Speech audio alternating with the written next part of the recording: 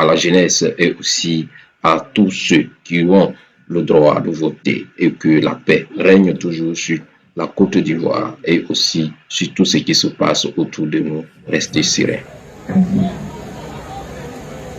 L'objectif de beaucoup d'entre nous, c'était d'obtenir l'alternance, c'est-à-dire le changement au niveau de la tête du pays. Dans notre pays, tous les 5 ans, on convoque toute la population et on demande à la population de choisir un nouveau président ou de décider de conserver le même président chaque 5 ans. Donc, nous sommes à la 5e année. La convocation a été lancée. 60 candidats se sont manifestés. Moi-même, je me suis manifesté parmi les dernières. Parce qu'au départ, on se battait pour que la situation des élections la change. La situation des élections en Côte d'Ivoire, ce n'est pas une bonne situation. On peut améliorer, on peut faire mieux. Donc nous étions en train de nous battre pour que la situation là soit améliorée, qu'elle soit changée. Pendant qu'on se battait, pendant qu'on faisait les communiqués pour demander à la CEI de repousser le parrainage pour qu'on puisse aller obtenir la discussion avec le gouvernement. Donc nous sommes partis directement déposer les candidatures. Et quand on a vu ça, on s'est dit, bon, si nous ne déposons pas donc notre candidature, nous allons être éliminés d'office. Si tu ne déposes pas ta candidature, tu ne comptes même pas parmi les candidats qu'on peut examiner et retenir. Donc, nous sommes allés déposer notre candidature. Nous avons été parmi les derniers même à faire le parrainage. Et puis la grâce de Dieu est intervenue. Notre dossier a été retenu. J'ai dit, gloire à Dieu, c'est déjà une première victoire. Et je souhaite que nous allions aux élections.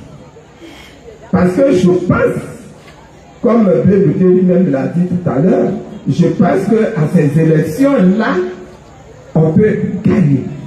On peut obtenir l'alternance.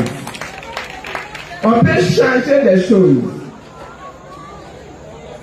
Tout à l'heure, Blé disait, on peut sortir dans le dos.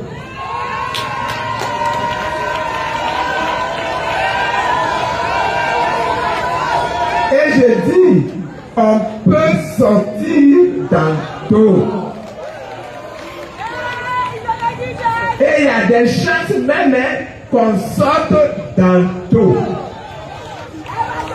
Oui. Et vous allez voir que on va sortir dans l'eau. Donc il faut aller aux élections. Il ne faut pas faire de l'abstention. 15% des Ivoiriens, c'est-à-dire sur 100 personnes, seulement 15 sont sortis pour aller voter. En 2020, pareil. Sur 100 personnes, 15 seulement sont sortis pour aller voter. Les 60, combien ça fait? 85 autres. S'ils sortent aujourd'hui pour aller voter, vous ne voyez pas que ça va changer. J'insiste pour qu'on sorte pour aller voter. En Côte d'Ivoire, la loi dit c'est celui qui a eu le plus de voix qui gagne. Mais la loi ne dit pas que si ceux qui sortent voter pour toi, ceux qui sortent voter dans le pays, ne sont pas nombreux, alors les élections sont annulées. La loi ne dit pas ça. Dans certains pays, la loi dit ça. Que pour que l'élection soit jugée valable, il faut qu'il y ait tel pourcentage de base, par exemple 20% qui sortent pour aller voter. S'il n'y a pas 20% de la population qui sort pour aller voter, alors les élections sont annulées et on recommence. En Côte d'Ivoire, ce n'est pas comme ça. En Côte d'Ivoire, même si c'est 3% des gens qui sont sortis voter, celui qui gagne là, c'est celui qui a eu le plus de voix dans les 3%.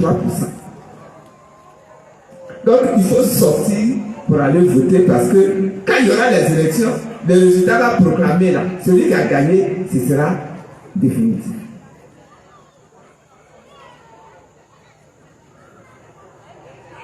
J'ai souhaité que nous allions voter et j'ai souhaité que dans l'opposition là, nous étions en train de nous battre pour changer la situation. On n'a pas obtenu les changements parce que le gouvernement n'a pas accepté de s'asseoir avec nous pour discuter.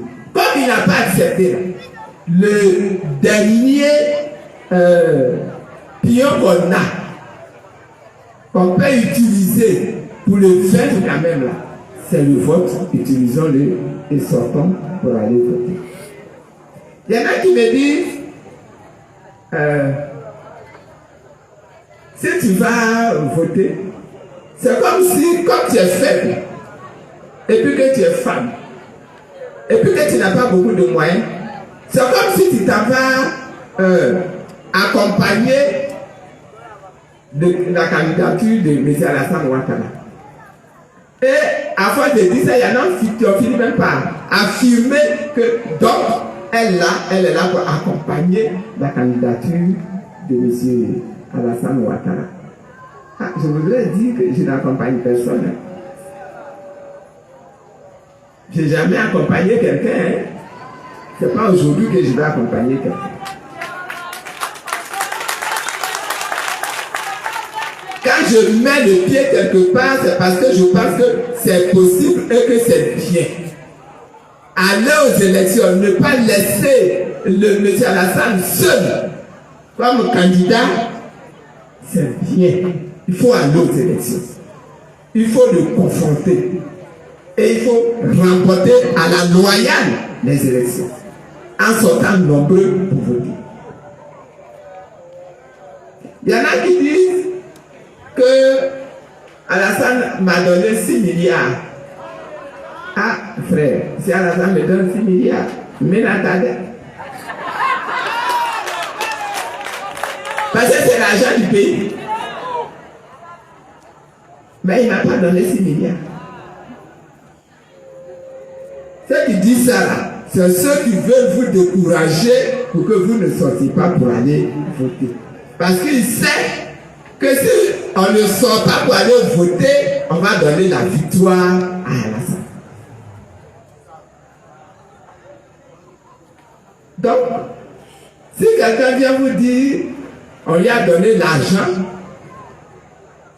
il faut dire que vous mentez. Il faut dire à cette personne-là qu'elle ment. Il y en a qui ont dit, tu ne peux pas gagner ces élections parce que tu es femme. Les élections, c'est une affaire d'hommes. En Côte d'Ivoire, ici, là, c'est toujours les hommes qui ont gouverné jusqu'à présent. J'ai dit, aujourd'hui, là, le monde a changé. Aujourd'hui, le pays a changé. Aujourd'hui, on peut décider d'essayer une solution nouvelle. Et je souhaite qu'on essaye comme solution nouvelle. Que le fait d'être femme là, ça ne gâte rien. Au contraire, quand une femme décide quelque chose, qu'elle veut quelque chose à Dieu même, je mets à sa disposition.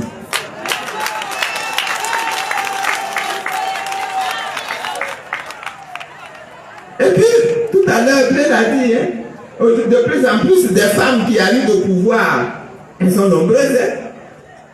En Europe, comme en Afrique, récemment, en Namibie, c'est une femme qui a été élue. tranquille. Donc le fait d'être femme ne doit pas vous décourager non plus. Au contraire, j'appelle les femmes même à se mobiliser en grand nombre pour démontrer à la nation ivoirienne que les femmes aussi peuvent réussir des choses importantes.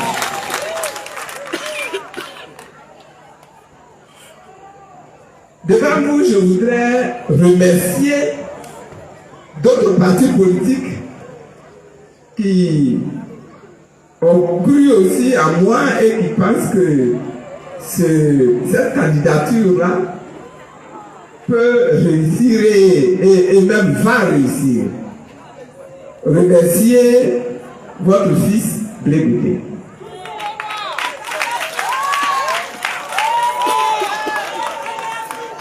Mais il y a d'autres partis qui se sont joints également à moi pour soutenir ma candidature. L'AIRD du Caïric qui s'est joint à moi. Il y a 5 ou 6 autres partis qui se sont joints à moi. Et je voudrais les saluer. Je voudrais les saluer tous. Pourquoi est-ce que je pense aujourd'hui que c'est important de changer de régime? La première chose, c'est que nous avons eu la guerre dans notre pays. Dans la Côte d'Ivoire, nous avons connu la guerre. Il y a eu des morts. Quand la communauté internationale en parle, elle dit qu'il y a eu 3000 morts. Mais quand nous nous asseyons, que nous essayons de compter les morts, on se rend compte qu'on a eu plus de 36 000 morts pendant cette guerre. Des enfants de la Côte d'Ivoire sont morts. Il y a eu une fracture. Aujourd'hui encore, les Ivoiriens qui sont frustrés dans leur cœur sont nombreux. Les Ivoiriens qui vivent dans l'inquiétude sont nombreux. Les Ivoiriens qui ont perdu leurs biens pendant cette crise-là et qui n'ont pas récupéré ces biens-là, ils sont nombreux. Il y en a qui ont perdu leurs terres, il y en a qui ont perdu leurs maisons, il y en a qui ont perdu leurs champs. En plus de perdre leurs enfants, ils sont nombreux. Le temps est arrivé de s'asseoir, de parler ensemble entre le nord et le sud, entre le nord et le centre, entre le nord et l'ouest, entre le nord et le centre-ouest, entre le nord et l'est, entre l'est et le nord, entre le sud et le nord, entre le centre et le sud. De tous côtés, il est maintenant temps de s'asseoir pour parler. Pour s'entendre sur le fait que dans ce pays-là, nous sommes tous les enfants de cette terre. Nous nous devons respect.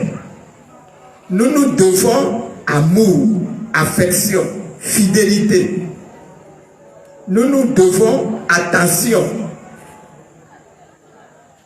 Nous devons décider ensemble d'interdire dans cette nation qu'un fils de ce pays, quelles que soient les raisons de son ressentiment, quelle que soit sa colère, qu'un fils de ce pays se sente le droit de prendre un fusil ou un couteau et d'aller tuer un autre fils de ce pays.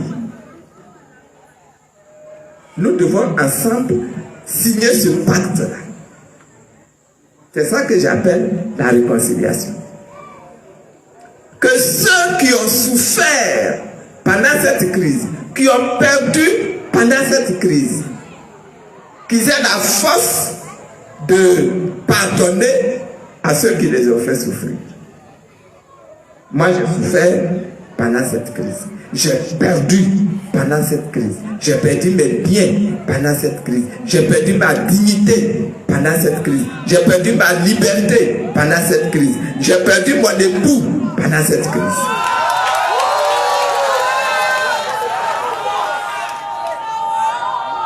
Et je dis il est de mon devoir de pardonner. Mais en même temps, il est de mon devoir de pardonner. Il est du devoir de chaque Ivoirien de pardonner. Papatoya TV, c'est chic et c'est choc et c'est intéressant. Abonnez-vous massivement. Mais en même temps, il est du devoir de celui qui a commis des fautes et qui a fait souffrir son frère ivoirien de lui demander pardon. Donc, pardonner et demander pardon. Si on te demande pardon, il faut accepter le pardon. Si on te demande pardon, il faut accepter le pardon. Et toi, tu dois pardonner. Ça, c'est le premier acte de la réconciliation. Deuxième acte de la réconciliation. Si j'ai perdu des biens, je dois être dédommagé. Mes biens là doivent être restitués si on les trouve. On doit me les redonner. Si quelqu'un m'a pris une maison pendant cette crise, cette maison-là, elle doit m'être restituée. Si quelqu'un m'a pris mon champ pendant cette crise, ce champ-là doit m'être restitué.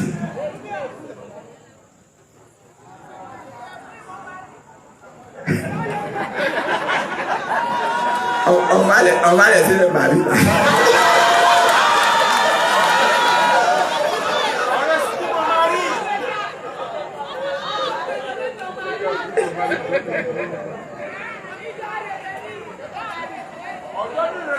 Donc, on doit restituer.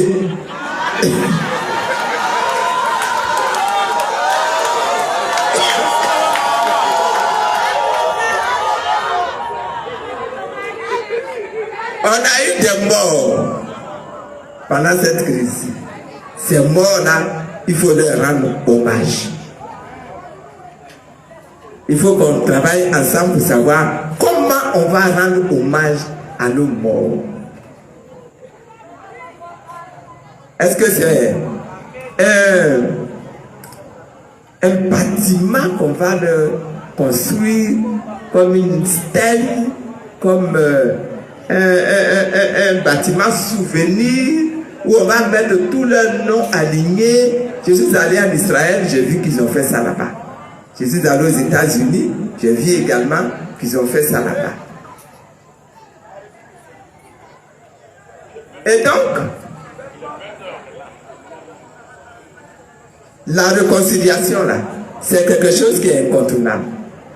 Si on ne fait pas la réconciliation, si on ne réussit pas la réconciliation, ce pays-là, au moins de petits problèmes, ça va sauter encore et ça va exploser encore.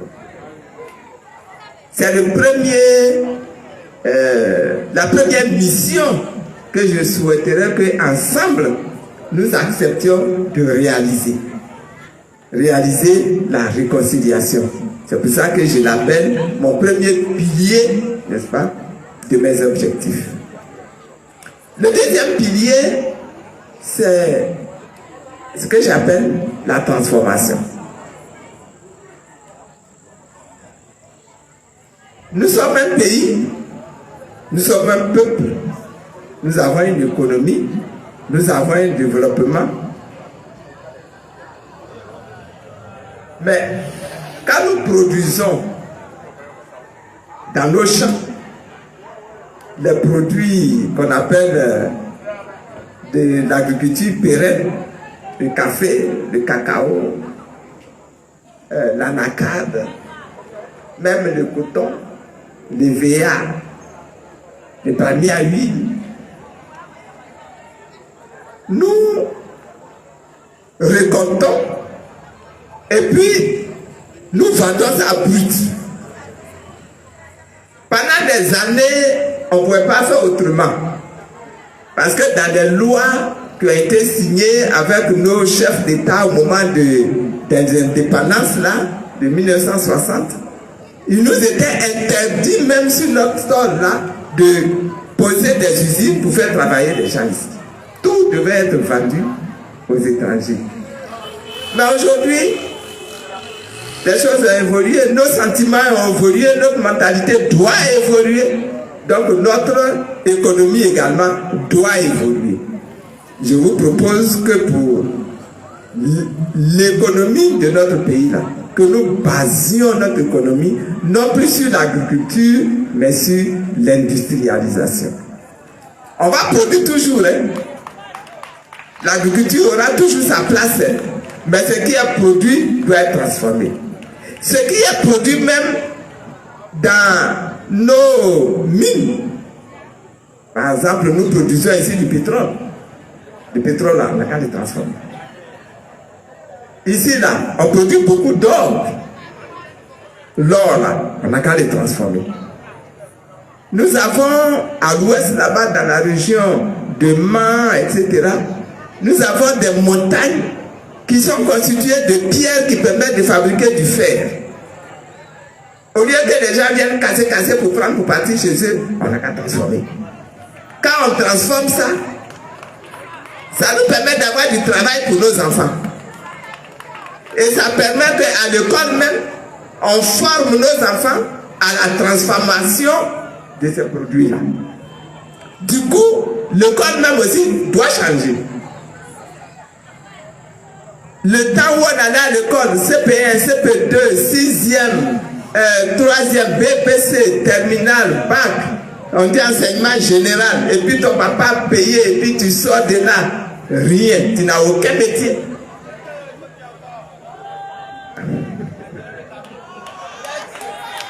Tu n'as aucune expérience.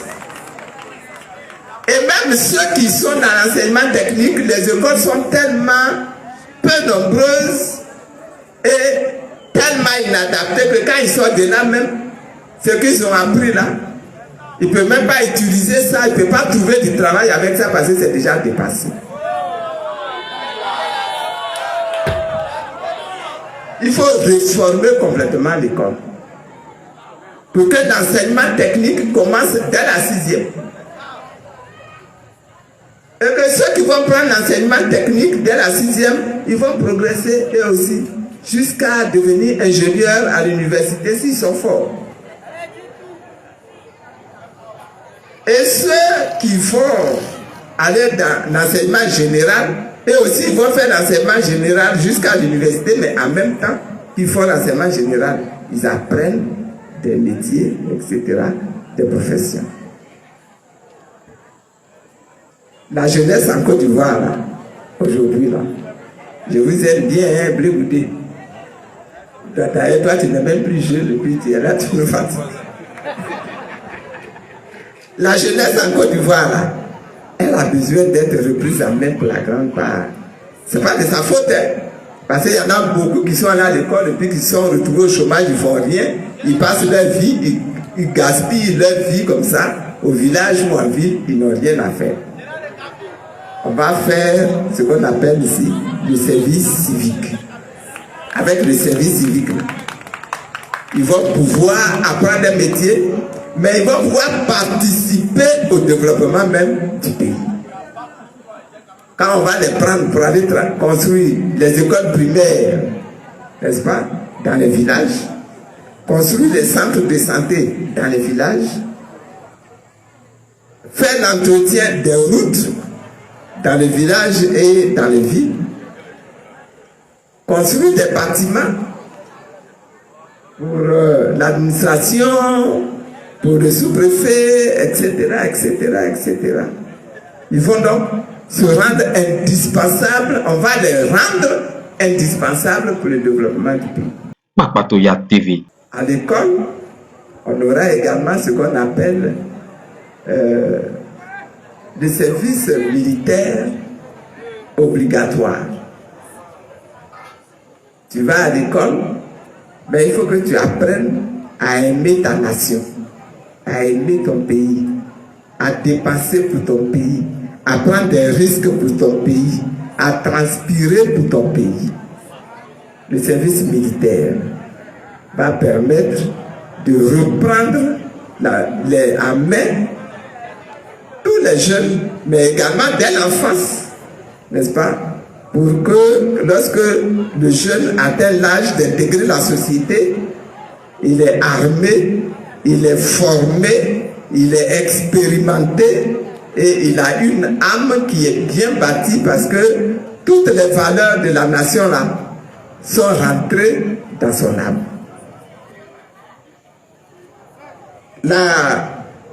Le troisième pilier, c'est le pilier de ce que j'ai appelé la souveraineté.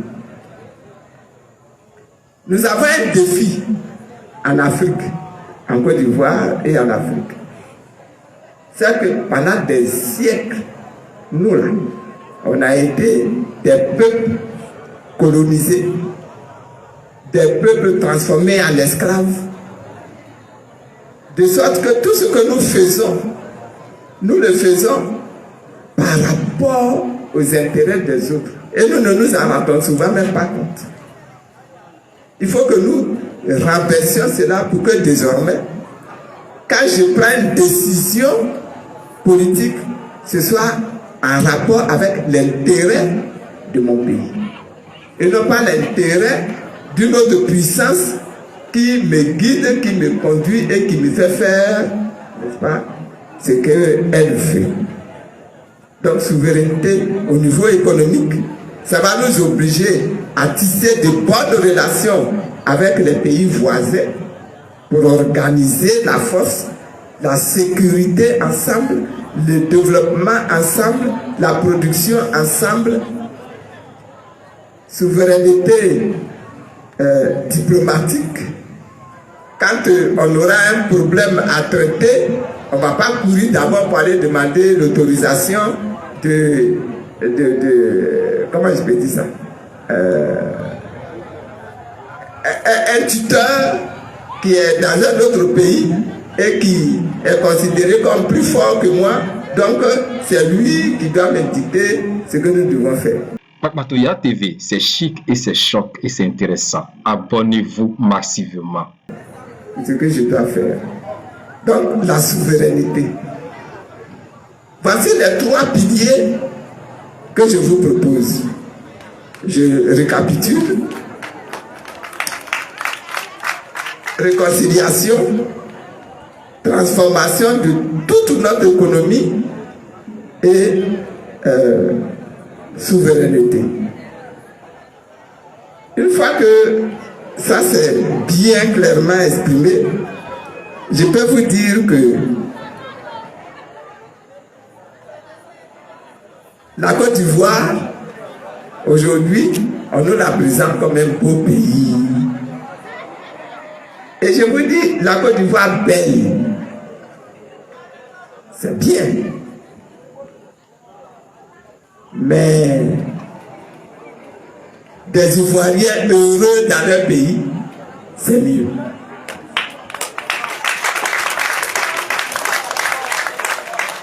La Côte d'Ivoire belle, c'est bien.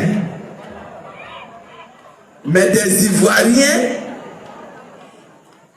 assurés de leur bien-être, c'est mieux. Pour y arriver, il faut voter. C'est pour ça que je vous demande de répéter avec moi. Remporter les élections, là, nous en sommes capables. Il veut répéter ça avec moi. Remporter les élections. Encore une fois.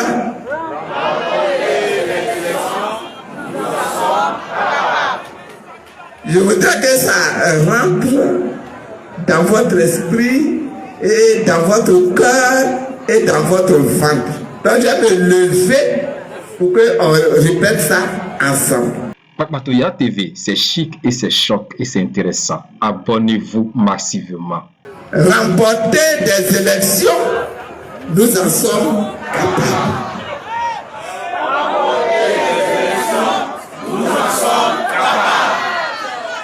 Et je dis aussi, réaliser l'alternance et gérer l'alternance, nous en sommes capables. Réaliser l'alternance et gérer l'alternance, nous en sommes capables. Parce que ce n'est pas tout que de remporter les élections. Une fois que tu as remporté les élections, là, tu dois être capable de t'asseoir et puis de gouverner et de diriger. J'ai dit, remporter les élections, nous en sommes capables. Mais j'ai dit, réaliser l'alternance, c'est-à-dire réussir dans ce pays-là à changer le gouvernement pour mettre en place un nouveau gouvernement, nous en sommes capables. Et lorsque nous avons réussi ça, nous devons nous organiser pour que quelqu'un ne vienne pas nous faire un coup d'état par derrière pour nous enlever. Mais que nous soyons capables de réaliser tout ce que nous avons fait comme promesse. Donc, réaliser l'alternance et gérer l'alternance, nous en sommes capables. Voilà ce que je voulais vous donner comme message pour ces élections. Je répète que ces élections, elles sont très importantes pour la Côte d'Ivoire. Elles sont très importantes pour la Côte d'Ivoire. Elles peuvent être gagnées sans que le sang soit versé. Je souhaite que nous nous levions tous pour participer à ces élections, en arrêtant de faire des combats qui sont devenus dépassés, devenus inutiles. Que nous donnions la chance, la force, la possibilité d'aller à ces élections, de voter et de revenir le soir avec la victoire. Que Dieu nous bénisse. Merci d'avoir suivi cette belle prestation de Simone Gbagbo, la candidate du MJC depuis Guy Biroa, un message fort qui touche le cœur de tout le monde ici en